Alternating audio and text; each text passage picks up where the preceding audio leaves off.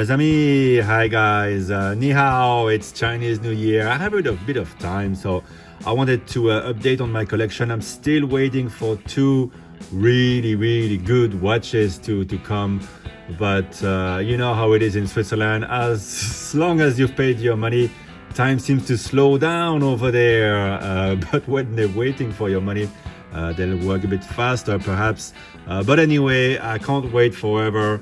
I'll share, of course, those new watches as they come in. It should be in the next month or two, but anyway, we got time, so let's talk about the watches I've got with me. I have a whole bunch of swatch watches, including the moon swatches. I have all the Seikos in storage. Let's just focus on the watches that I tend to wear a bit more on a daily basis. I wear them all, so it's not really a collection. It's more like an assortment, just like a wardrobe, if you will. It's things that I really use. And I have two travel boxes. I try to make two separate collections, and I leave one aside for a month, and I wear the other 8 watches for another month. But I have a lot more than 16 watches. I have more than 40 watches. Something's gotta give. I know I gotta sell a few of the lower value ones and maybe save up for whenever something really nice comes, but I'm not that comfortable wearing very expensive watches. So for now, I think this is really good. This would be probably the most expensive, my Patek 6006. Above that price level, I've tried and it didn't stick for me. So this is not the way I tend to have them, but I think just visually it looks nice to have these in the blue box. And let me move a bit the camera. I have more colorful ones and the Omegas in the green box. And I have another box here where I put my Rolex, Tudors, and a couple more watches. So we're gonna go through all of this. So if you're Rolex guys, Tudor guys, don't worry, we're gonna get there. The Omega guys are gonna love this. I got the 321, and here we got this. So first, a word about those travel boxes, and they're really amazing from the finish, how you can keep them open easily. The size of the pouches are just good for me. My wrist is 17 centimeters, so it's just the right size, slightly smaller. So if you have a smaller wrist, it's gonna be nice and snug. These are from the brand Chrono Keeper. I'll show you Chrono Keeper, and it's a brand. So you see, it's good because you can put your watches here to work with them, display them. It's very nice and soft, and everything is safe for your watches. Chrono Keeper, it's the brand of the shop called Mr. Chrono. They're here in Hong Kong, they're in Paris, might be in other locations. They're online, so I really recommend these. I love them. There's 3 different colors, and they're coming up with a larger version. Very cool. It's one of the latest products. I don't have any affiliation, but I have a good buddy there, Mark, here in Hong Kong. Everybody knows him. So there you go. Maybe you can try to get one for yourselves. I got the green and the blue. Probably gonna get the, I think it's a Bordeaux color. The other one. Anyway, the watches, what's in the collection. Let's start first with a shout out to Dumoro and JS Elliott, both young brands from the US, just started, and they trusted me to present their watches, and I think it really helped selling out their watches and starting some special projects here, still a bit secret. But with a tie to Hong Kong. So yes, of course I'm keeping the watches. I love the way they look, and I love the way they wear, and it goes to show that a nice case goes a long way. Look at this nice little inside bevel. I really like this, and both have the same movement. It's a Sellita SW210 hand wound with cool finishing. Manual winds, they feel good to wind, and I don't think I will have time to try on all the watches, but I can show you this. I'm wearing blue today, just gorgeous, and it's got that vibe from the chronomètre bleu The FP jaune, which is unattainable, well, not for sale anymore anyway, so hey, good alternative for that. Fully made in Switzerland, while the JS Elliott is the idea of Elliott Kim was to try, very young watchmaker, was to try to have everything made in the US. Very difficult, so it's partly done in the US, partly done right here in Hong Kong. There's some cool brands starting. Watch out, because there's going to be some great stuff with their own movement. Anyway, time zones, GMT, it's all the rage, but frankly, a world timer is much better, and nothing beats the LU Chopard for the higher end of the Chopard brand. Chronometer certified here. This is the Time Traveler 1 with a gorgeous manufacturer movement. And Time Traveler 1, this is the original one, and I just love this combo, and I got this great strap. Shout out to Artem, they sent it to me, and it's just so perfect. The size of it, the bolstering, the feel is very comfortable. It's more expensive, but you know where your money goes into when you get one of these. Super comfortable, great finishing, really great colors, the black, the blue, the gray, and this one, gray and black, just perfect with this.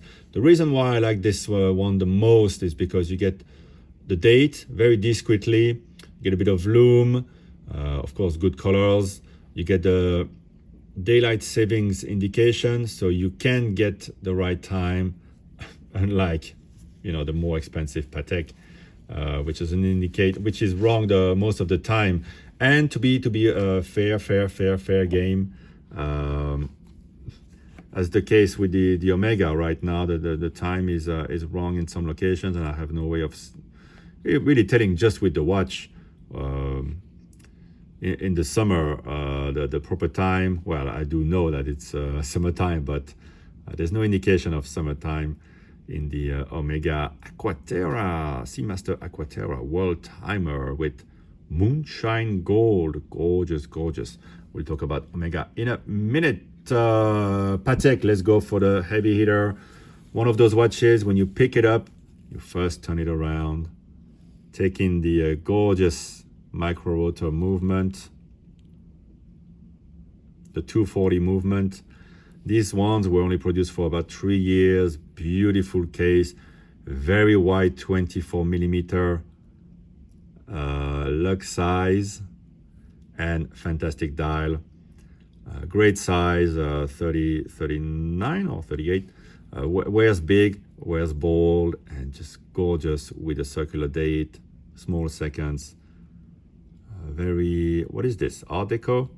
Anyway, this one, full set, great condition, runs amazing.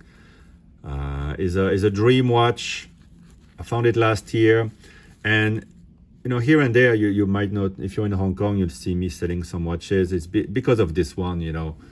I want to keep everything, but if you want to have a watch like this, maybe it's time to sell watches that are a third or half the price, so you can afford a watch like this. Because it's such a great pleasure. Doesn't mean I don't like the other ones, but I can't keep everything, right? So very cool. I have another Patek I'll show you in a minute. We were talking about world timer, GMTs. Of course, there's another way to show the time, is to have two sides for a watch. Beautiful manual wind, reverse, so grand sport. They stopped making these, but I really like the sportiness with the best bracelet in the world. Unbelievable how soft it is. Dual deploy and clasp. You know this well, I've shown it to you, and you can extend by 1.5 or 2 millimeters on each side, and then put it back in. Each side has it uber engineered, very comfortable at the back. You can find the chronographs as well with the you know, the minutes that will jump back to 0 after 30 minutes, just like they do now, but they were doing it a long time ago. Day-night indication, small seconds, great guilloche on the dial on both sides, and a small date pusher to adjust the second time zone. What a cool watch. It's really a cool watch. It's like, in a way, it's my best watch, because what do I want in a watch? I want it to be comfortable. I like to have a bracelet. I like to have some adjustment. I like to have lume. It's very cool at night with those numerals. I like to have an X factor, and obviously it doesn't get better than this. Imagine if this was a new design, people would go nuts for it. Some practicalities, get the date, the day-night indication, and yeah, the X factor. You go out at night, you had a cool watch, you got something to talk about with the watch guys, but I got it at a great price. So much horology, a movement that's unique to JLC. I mean, there's just so much packed into one watch, and it's something that people don't look at. It trades at 1/3 of what a GMT Master 2 goes for, doing the same job, giving you a couple of time zones. Speaking of time zones, I don't have a GMT Master 2 anymore. I used to have the Fat Lady, the 16760 neo vintage Rolex. Right now I have the Tudor Opaline. We'll see if it stays. It's a bit big. I like to wear it on my right wrist more than the left. Feels more at home for the bigger watches. But yeah, eventually maybe it will go, and I'll go back for a neo vintage Rolex GMT or one of the new ones. But paying over list when there are so many other nicer watches to get way on the list. I got this used, of course, this one as well, but full set like new. It's just not enough pull for me to go and spend so much, but we'll see. Anyway, in this box, what I like is you got great movements here and there and here, and Grand Seiko. Wow. I mean, nobody in the world can compare to Grand Seiko, to the spring drive, and in this format, to me, is the best. That pebbly shape, gorgeous integration of a new bracelet for them, beautiful bracelet for once, ultra slim, clean in the front, and let's power the spring drive. See, it kicks in right away. 3 days of power reserve, and beautiful looking movement, very unique. Only GS can make it. Power reserve at the back, 3 days power reserve. My son and I love this watch to death. It's perfection, and yeah, they did it so well. I don't care what else GS makes. They make another watch every month. That's desirable, but this is to me the ultimate, because oh man, the case is so gorgeous. To me, it rivals with anything from the independents, from the big brands. Nobody else can make something like this, and something I like in watches that I'm looking for. A great case, a great bracelet, great dial, great functions, a movement that nobody else can make.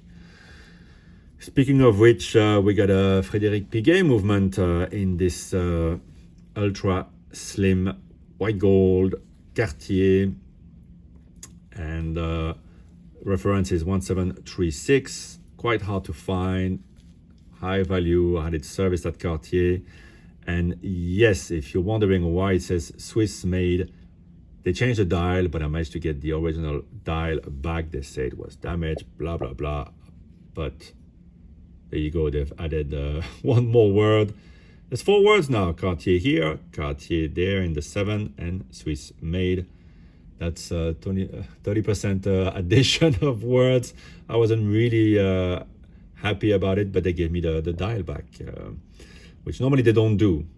I don't know what they do with it. Would you dispose of a beautiful guilloche dial like this? But yeah, if you're wondering why this is different than the one you can find at the shop right now, will sell you a steel one, thicker, with an ETA movement, I believe, or one of their entry-level movement.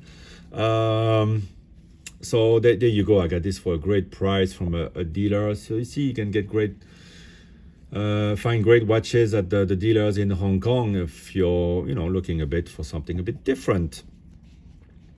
And yeah, chronographs is something I love. I gotta have a nice chronographs, and the feel of the high beat Zenith Chronomaster is world class. Now that I have the 321 caliber from Omega, and I've played a bit with some Pateks and longer, I can tell you that high beat Zenith feels so smooth.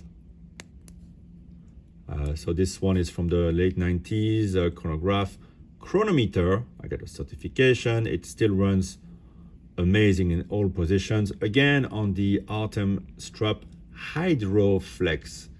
I recommend this Hydroflex. Check it out. Yeah, full calendar. It came back this year with Zenith. I really like it in the Chronomaster original, but this one has more of the classic look of watches. Really nice. I don't have a bracelet for it. It came on a strap. I have the full set, and just beautiful Zenith movement.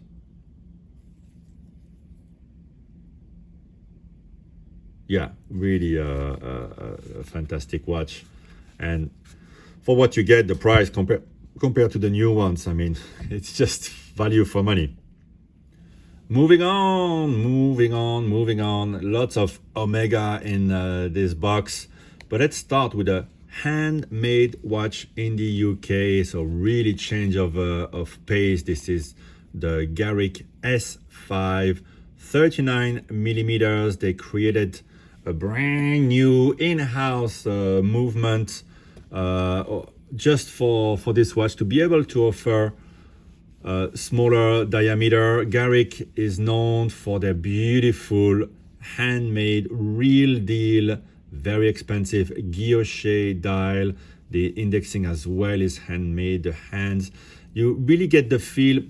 You can't compare this to anything else, even the Pateks, because here is really a couple of watchmakers making everything by hands with 19th century machines for the dial, and so any imperfection is what makes those watches perfect. But this dial with the salmon finish, rose gold finish, just insane. The index is gorgeous, so really pay attention. This is what handmade work, the old-fashioned way, the Breguet way would feel like. The closest thing would feel like this, or what a Daniel's watch would be, with a heat blue the hands, with a nautical theme. Just a gorgeous watch. A dial like this takes maybe 3 days, 2-3 days to make. The index again, a couple of days. So yeah, the price just for the dial would be maybe 3,000-4,000 US. But yeah, you gotta understand what the effort that's in it, and I can totally understand someone say, "Hey, that's not my fault. It takes them 3 days. A machine can do it in 3 minutes." But you're not gonna get the same result. But that's okay. You don't have to buy everything. And so they made this movement with a tri-spoke bridge. Manual wind. The winding is probably my best winding watch. It feels so good. Feels so good. I mean, the Selitas I showed you is not that far off, right? It's very, very cool. So you don't have to spend that much to have a nice winding movement. But yeah, this one is really the very best. And you can see frosting at on the big plate. And an architecture you're not going to find in any other watch, right? It's only in this Garrick watchmakers, actual watchmakers, right? Because often we talk about watchmakers in Switzerland or anywhere else, and well, they're not making anything in the watch. They just hire manufacturers to do it. They hire people to finish it. Here, it's the actual watchmakers of Garrick that make everything, or like 98%, they might need to order one part or something. But there you go. This is what it feels like to have something handmade, and you can order these. It takes a few months because they have other watches to make, and a big order book. And now you might say, oh, well, Guilloche, I see it everywhere, every week, another Guilloche this, Guilloche dial, Shapiro, Lane. Well, Garrick were very much at the forefront of the whole revival of this old-fashioned way of making a watch, making a beautiful dial. I mean, of course, Breguet has been doing it for forever. But yeah, in terms of the indies, they were really at the forefront, and it took many years to have success, and now they have it. And this is one of their most gorgeous watches. Not the most well-known. People know the S4, which is larger, uses a Swiss off-the-shelf caliber, which they refinished to beautiful effect. But here you get something a bit more special, and in a great size. 39 is perfect, and of course 39 is perfect on the Patek. Actually, it's 38, but wears very big. This is the 5296 sector dial, with a dial that will change from, the gray disappears, comes back. Oh, this watch, right? It's gorgeous, integrated lugs. Descendant of the original 96, the original Calatrava, that really brought so much success to Patek. Beautiful movement, central rotor finishing 324. This one is Geneva seal. Everything is just perfect with Patek. There's just something about their design language, the details, the beauty of the cases that you don't get with any other brand. They're worth it. They're really worth it. You wear this and it wears like nothing else, just like my other watch, the 6006. It makes you feel like nothing else. Nothing feels like a Patek. Not even my favorite watch, the Omega Museum. So let's dive into Omega Museum number 8 with beautiful lugs, beautiful case, red gold or rose gold, kind of very rich gold, but gorgeous lugs. You never see that elsewhere than, with a very high-end brand. So gorgeous dial. So remembering a bit the 50s type of chronographs, dress chronographs that they would make. And the movement is excellent. So it's a movement they've only used in the 60th or the 50th anniversary of the Speedmaster. So a watch that would look like this, but I think with the that would look like this, but with a enamel dial, I believe, or lacquer dial. I mean, very beautiful dial. Frédéric Piguet base. They removed the rotor, and longer power reserve. Great feeling. So it's a high horology type of movement, and you get it in this museum. I think it's my most beautiful watch. And I love wearing it. The size 39 is perfect. It's slim. Perfection all over perfection. Love it. And the purchasing experience was a bit wild. A lot of fun at the boutique with Amanda, Josh, and Simon. Speaking of boutique, we say boutique. This is the Omega Seamaster Boutique edition. Maybe the city editions, New York, Paris, London, Singapore. This is not the Hong Kong edition. This is the boutique edition, but with a red dial. We can call it the Hong Kong edition, especially since the Hong Kong international country code is part of the serial number of this watch. Crazy. Again, what's special here, of course, the beautiful fumée dial, as some would call it. I like to call it a sunburst dial. But you have the white gold indices, hands, and vintage style logo. White gold, you don't get that. And so this type of case, we saw it for the Olympics watches. soft twisted lugs, I would say. Not the same as for example, the the Speedy, and a beautiful onion crown. And it's a Seamaster, so just like the original Seamaster, very resistant. This one, of course, a magnetic coaxial 8800 caliber. This is yeah, this is gorgeous, gorgeous. Moving on with sportier Omega. Here probably I got a bit carried away purchasing this one. I mean, it's fantastic, and I wanted one of these ever since the blue one came out. I was at the shop when they just got the green one. I just got carried away because it's very expensive. It's over 10,000 US. I think it's a bit too much. I don't want to put so much money in too many in too many watches. But yeah, it's a gorgeous watch. Whether you travel or not.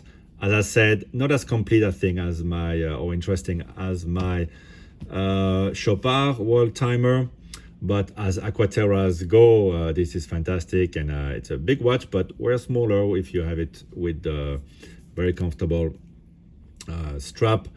Moonshine gold, laser etched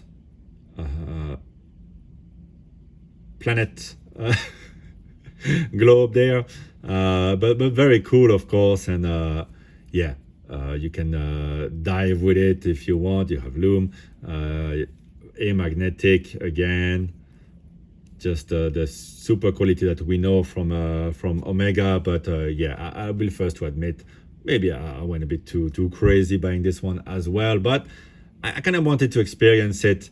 And there you go. I have I have an Aquaterra, which is where all started with me with Omega, and I really loved my first Aquaterra. So it's nice to have one back. But I've never been too fond of the indices and the hands of the Aquaterra. But there you go, here in Moonshine Gold. I think, and the next day I got actually the James Bond, which is definitely of the two, the one I will keep. I love how they coat both the spirit of the original one with an aluminum wavy with thin wave dial, aluminum bezel. I think the dial is aluminum. At least it's not the same ceramic dial as the other models. This one comes on the comfortable mesh, which also pares down the mass compared to the regular bracelet. Just a gorgeous watch, and the nod to at the front to James Bond is very discreet, with only a 60 replacing the triangle. That is fantastic. You have the lollipop seconds hand, also love it. There's a mix of green and blue lume. Probably not gonna see it. The green on the 60 and the minute hand, and of course the moire effect at the back, mimicking the opening credits of James Bond. Look at that, bang! It goes with the seconds hand. It's gorgeous. So much fun, so much fun. Just a gorgeous, again, gorgeous case, right? Beautiful case. And what's great is that to get blue with the Rolex Submariner or Sea Dweller, you would have to go white gold. So I think it's a great, great watch in that regard as well. But I really love wearing this one. Feels amazing. Before we get to the ultimate one, we have the Moon Watch, 1861 caliber with the previous bracelet. Loved the day I got it some few years ago. Great price. It's been running amazing. And I wear it to play tennis, and just you have the wider case, the Moonwatch case of the one from 1968, if I'm not mistaken. And so yeah, it's a descendant inside of the original Lemania 2310 CH27, also known as the Omega 1861. cam based. And here we have it, the one everyone wanted, the column wheel, original caliber, the caliber 321. This is the Ed White, as it is known, Ed White, the first American astronaut to do a space walk. You can see the column wheel here. So this is the Omega evolution of the Lemania CH27. So that's the what they call a 2310, used in a high horology by Patek, among others. Recreated down to the last detail by Omega. I have a whole video about this. And so you have the pre-professional case, straight lugs, all sorts of little details on this watch that that changed when they went to the professional case. So very complimentary watches, great slices of history. This one has the gorgeous vintage style flat link bracelet, and I just got it, and I gotta say it's game over kind of watch. Visually perfect, gorgeous. The way it feels on the wrist is perfect.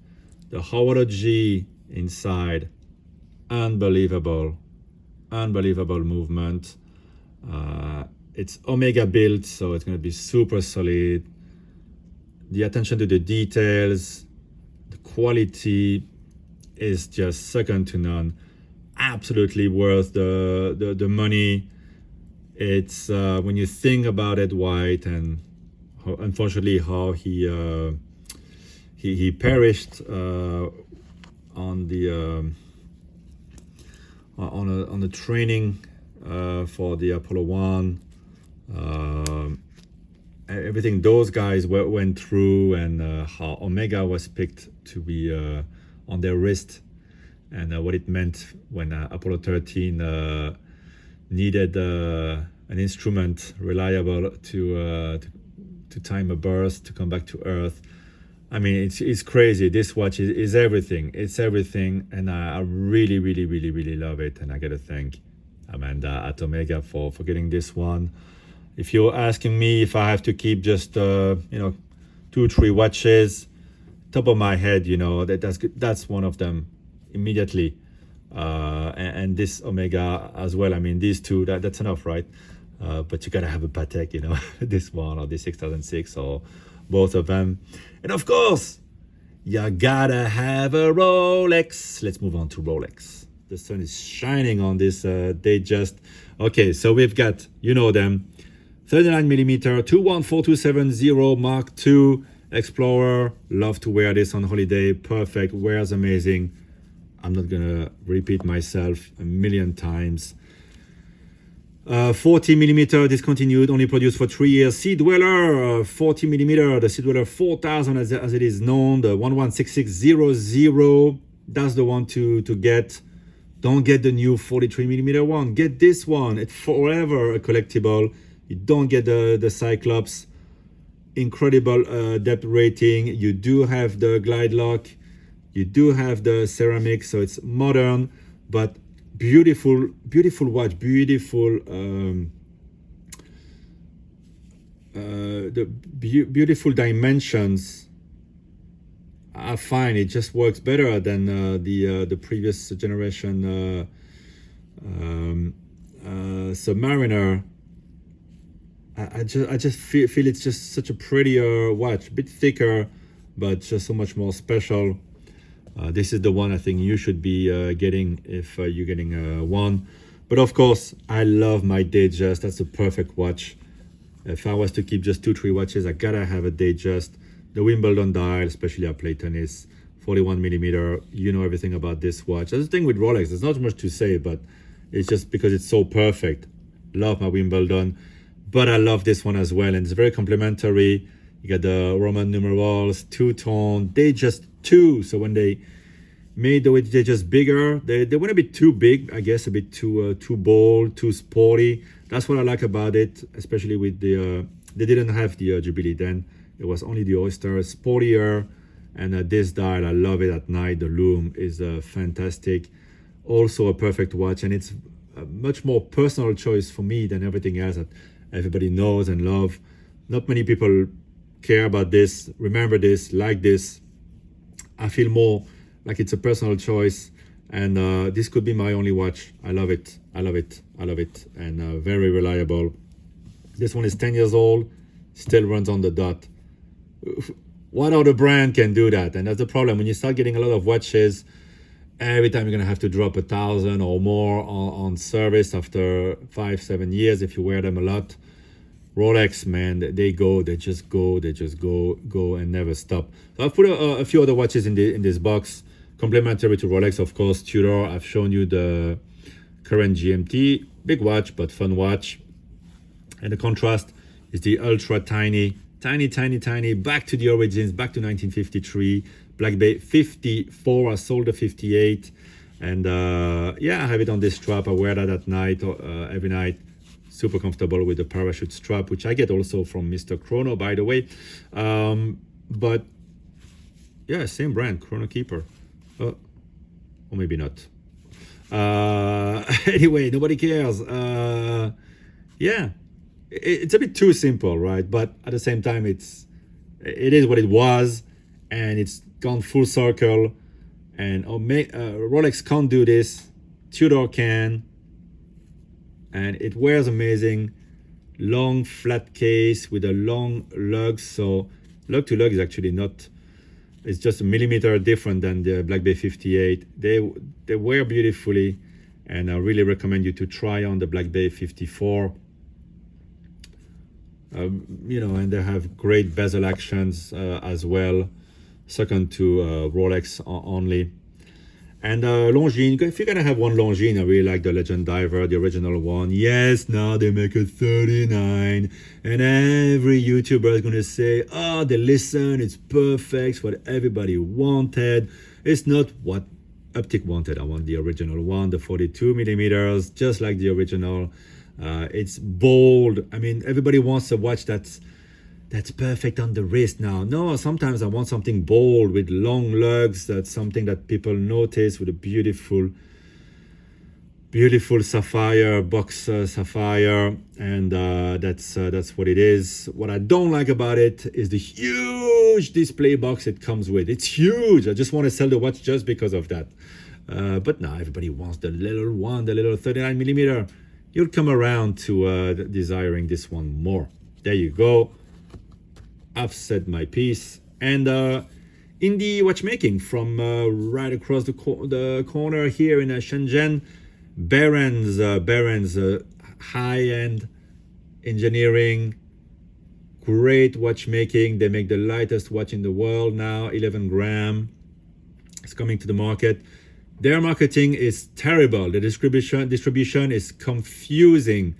Even if you're here in Hong Kong, sometimes it's like this watch, you know, you got to know someone, basically almost know the CEO to be able to get it, and it's sold out, but they still have it.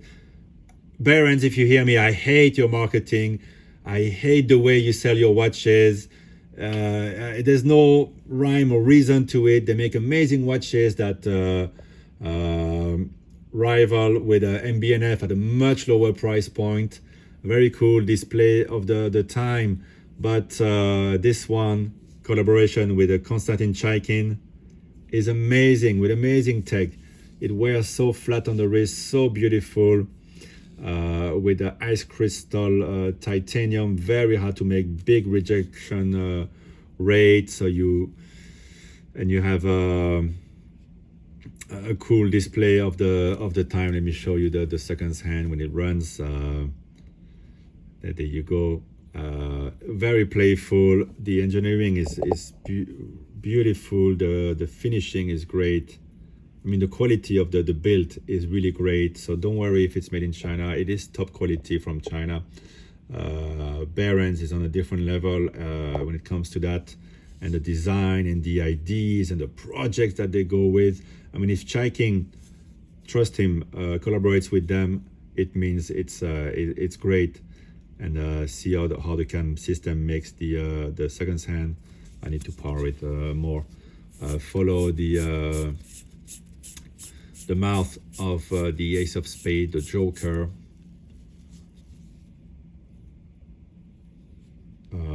But yeah, just the way they distribute it. If they have something a bit special, it's very difficult to get even here in Hong Kong. But apart from that, this watch is really well made. So I wanted to introduce it to you in this collection review. Yeah, before I go back to watch the second half of the Super Bowl, just a few watches representative of my Seiko collection. I got different versions of these, the Seiko 5, the American Seiko watch. I have the actual American Seiko version. This is the full gold, representative of the good era of the domestic models. The Alpinist, that's the original one. Well, the original one, not the original one, but the one before it became Prospex, the green one. They made a million of them. My favorite shape for the divers, I have a few divers, but this is the Captain Willard. Love it.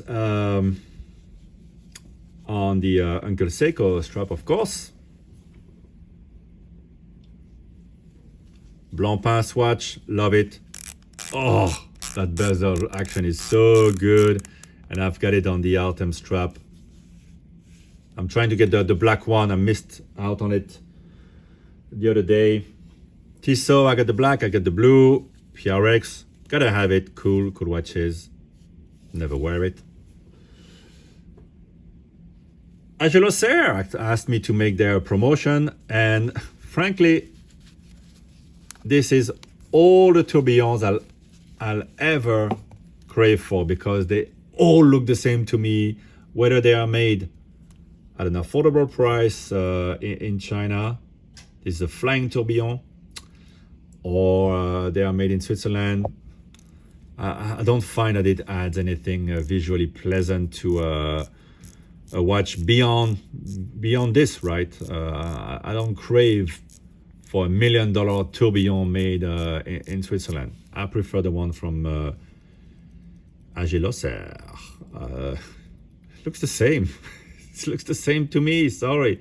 There you go. Works really well. Full skeletonized, original design. How cool is that? I like it. I love it. Oh yeah, I got two Zins. I don't know. I got into the Zin, and check this out. This is their version of the Navitimer. They have the rights for it, so it's called the Navigation Chronograph. I have a full video about it, so you can check it out if you want all the details. La Jouperet movement, you'll see those more and more. They make a great version of the Valjoux 7750. Ooh, nice pass there at the Super Bowl. Ooh, what an interception. Damn, that's cold. Well done, number 27. Yeah, this Zin, man, bulletproof. So cool. Amazing bracelet, and resizing them with the hex screw on both sides is one of the most satisfying thing you can do. It's gorgeous, and you can get really the nice fit because they have half links and full links. What a beast, and they've just stopped making it. Maybe they're preparing a new version. So I was very lucky to get this at my local shop. Very cool version of the Navitimer. You gotta have one of those, right?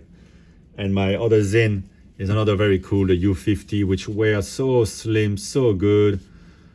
Oh man, this feels good. This is so like technical, great lume, indestructible, U-boat steel. Wow, with a super coating.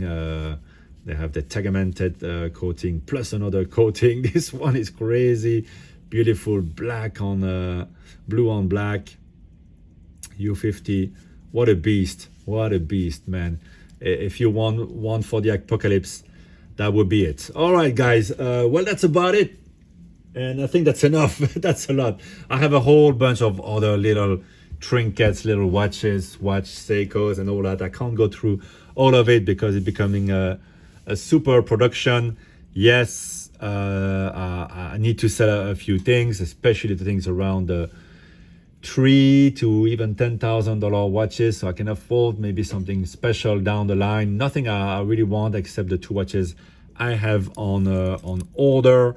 So any Grail, yeah, I'd love to have a Patek chronograph 5172, for example. That would be quite nice. But at the same time, I'll be frank with you, I don't think it will give me more pleasure. I mean, I love the case, but I don't think it will give me that much more pleasure than my Ed White Omega, which to me was the yeah, it is the ultimate. It is really the ultimate for me. Let me grab it and leave you with that one, because it is so beautiful, so perfect in every way, in the horology and everything it does. I'm really into chronographs right now, and this is it. This is the bee's knees. All right, guys. Well, let me know what you think about my current collection. We all have a different path, all have a different view on these things. Some will say, oh, you gotta sell most of it, keep a Patek, a Rolex, and get a longer, or get a FP Jaune. I would get an FP Jaune if they would call me. Yeah, I'll probably never get it, but I'm gonna get something very similar, a great alternative to it, hopefully very soon. So stay tuned. Bye bye.